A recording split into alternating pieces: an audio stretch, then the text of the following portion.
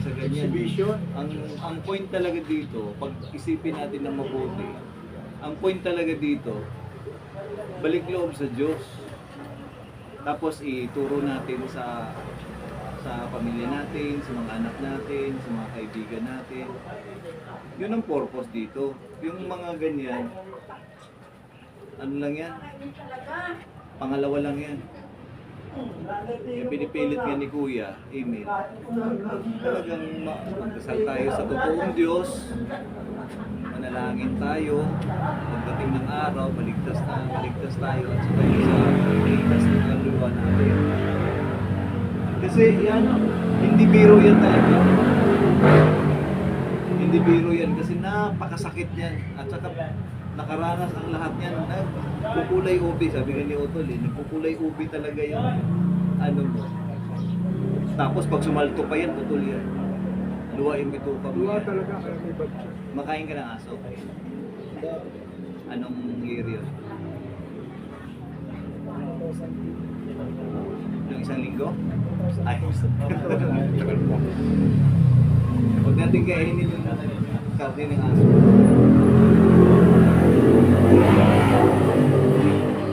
Pero kung bukal sa loob mo, na handa kang magpakamatay para maka one step, makalapit sa Kanya. Tapos angkinin yung mga ganyan-ganyan na nakikita mo sa mga utol natin, meron ka rin ganyan. Kasi baka gusto mo na pintas ka lang, makaporma ka lang, makapakus ka lang, makaano ka lang. Pwede ibibigay yan na nag-bless sa'yo. Pwede ibibigay sa'yo lahat ng gusto mo, kung anong gusto mo. Huwag ka na lang magpalaga kasi sakit yan. Oo. Saka nagpapakamatay ka niya. Inaamin ka matay. Pero pagka ang desisyon mo na walang nag-uudyok sa'yo, hindi pwedeng uudyokan ka ng iilan o sino man. Pagka nakapag-decide ka sa sarili mo na handa ka mamatay sa Diyos, kasi hindi talaga biro yan, tita mo naman matalas yan.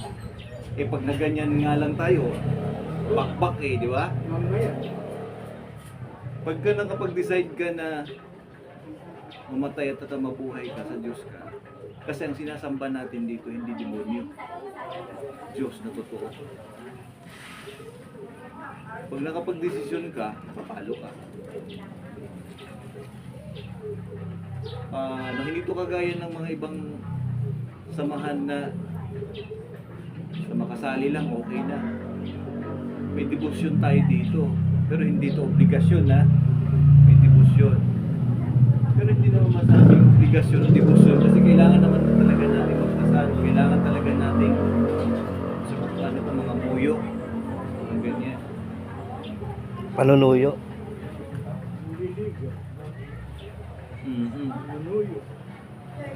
Tapos aralin din natin yung kung paano natin idepensa sa pamilya na lang kasi ibang tao malayo yun eh, sa pamilya na lang. Kaysa sabihin ng ng asawa o mga anak o mga magulang mo, ano ba yan? Wala na nga tayong kinakain. Inuuna mo pa yung pagdadasal. Inuuna mo pa yung pag-ipon-ipon nyo doon. Wala na tayong masahin mamayang gabi. Eh, paano mo idepensa yun? Puro na lang dasal. Wala naman nangyari sa buhay natin. Eh, malas yata yan eh. Eh, may mga ganyan-ganyan agi-agimat. Malas yan sa buhay ng tao eh. Eh, paano mo ngayon idepensa? Paano natin idepensa yan? Dahil sa ganyan-ganyan yung mga ganyan, mga kwintas-kwintas yan. Dahil sa pao-pao niyan, kulto yan eh. Paano mo ngayon ipaglaban yun? Kailangan alam mo. Kailangan alam mo. Pag sunod-sunod ang malas mo, sisihin mo yun. Ito yata yung malas eh. Malas ba yun eh? Sa Diyos yan. Pero magkakol, makapag-desisyon ka na magpapalo ka yun, mag-desisyon ka. Sa sarili mo. Huwag kang magpapaudyok sa ito, sa sinong mga ganyan-ganyan. Kailangan may sarili kang paninindigan. Oo, tama. Tama yun. Kung hanggang saan yung pananampalataya mo. Kasi sa iba, magpapalo ka, papalo agad. Pag napalo na, ano na? Ano bang natutunan ko? Ano ba wala namang nagsasabi sa akin? Tapos ngayon, magtatanong ka ngayon, kasi siyempre baguhan, kagaya din sa amin. Magtatanong ka ngayon, Yung napagtanungan mo, umas. Ang taas ng ere, may hangin sa ulo. Air Force.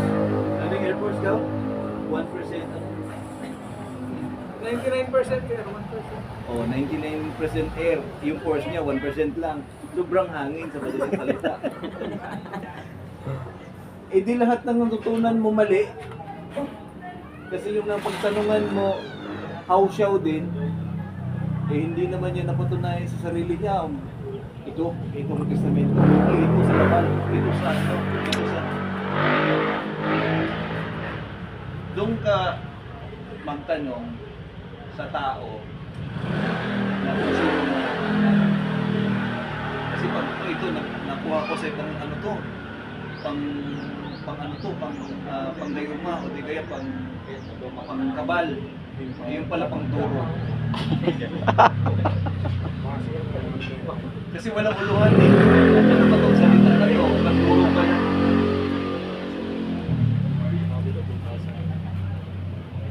kasi dapat kasi maintindihan at saka malaman kasi para mamahalin mo to. Kasi ang dami nang pumunta dito. Ang dami na nagpapalo sa kanila kasi ito mga blazer to eh. Ang dami na nagpapalo sa kanila. Sa susunod na buwan wala na. Sa susunod na mahal na araw pakita lang alis na. Wala na interest.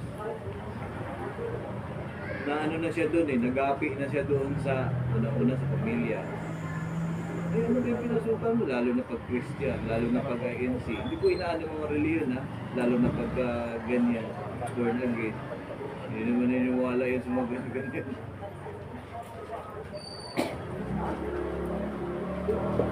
Tsaka ano yan ha, hindi pang bida yan. At hindi para makilala ka. Hindi gano'n yan. At saka yan, susubukin kayo ng panahon. Kami subok na dyan. I-relate ko lang yung sinabi ni Kuya Dong kasi nung bago rin ako 2010. Kaya yung naging inactive, kasi ngayon, wala. Kasi ito, step by step to. Kumbaga yung learnings dito, hindi, kumbaga dahan-dahan. Para mas maintindihan kung ano yung talagang meron dito sa gradong samahan. Kasi pag ano, pag ang aral mo hindi, sabi ni Otol, hindi step by step.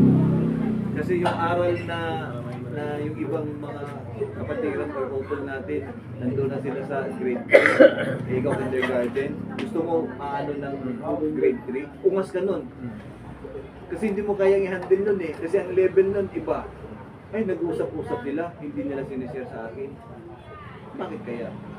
Kaya nga, ang turo niyan, kindergarten, grade 1, grade 2, grade 3. Kasi pag mag grade 11 ka na kaagad, galing ka sa grade 1, hindi mo maintindihan. Ano mo nilagpas ha? Hindi mo maintindihan. Bypass? Dahan-dahan lang. Bypass tawag doon. Pero tol, ito sa atin to lahat ha. Ang pinaka-importante dito sa mga ganitong etc. Power etc. Ang pinaka-importante pangalan ng Diyos. Yun. Pangalan ng Diyos, pinaka-importante yun.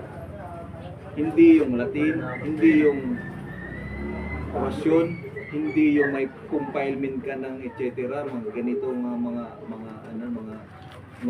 file ng di ba no, nados, mga libreta na lahat yun. Pangalan ng Diyos, importante yun. Doon tayo sipag-sipag.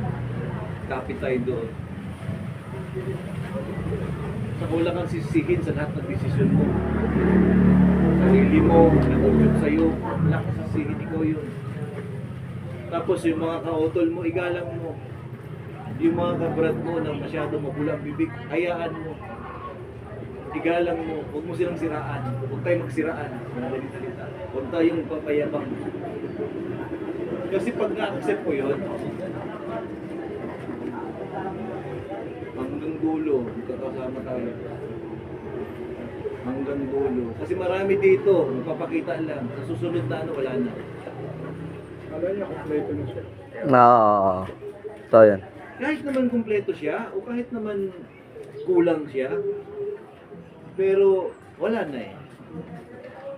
May something. Ibig sabihin hindi siya yung kaluluwa niya kahanap ng boring. Parang ayaw ko na tinatawag. Pero pagka masumpungan mo yung sarap. Pangalan talaga ng Diyos. Kahit anong sekta dyan, kahit sa sinong mga ngaral dyan na kabisado niya ang Biblia, babot ng baliktarin, alam niya. Isa lang ang tanong mo, ano ang pinaka-importante dyan sa Oo, yan oo. Yan, totoo. the best yun talaga pangalan ng Diyos. Pagka nasumpungan natin yung pangalan ng Diyos, tapos na. Banggitin mo lamang ang aking pangalan. Tapos na lahat. Ay nasa iyo na ang Ano ka aking na? kaligtasan. Chill-chill. Pero tinuturo ni Kuya yung kung ano ang pangalan ng katastaasan at saka kung ano ang pangalan ng manunubos. Ang manunubos at saka yung katastaasang Ama, Diyos, isa lang. Kaakibat ng Espiritu Santo, isa lang. Diba? Hindi tinuturo ang pangalan ng Diyos. Oo, totoo. Tinatago. Sasabihin lang Yahweh. Tapos meron pang anak na sa bante. Meron pang 00. Meron pang 1,000 names of God. Meron pa silang mga lahat. Ito nga, mali. Kasi, Binabanggit na ni Kuya yung sa Yahweh, Yawa. Yan ka na naman sa kalokohan. Umirit ka na naman.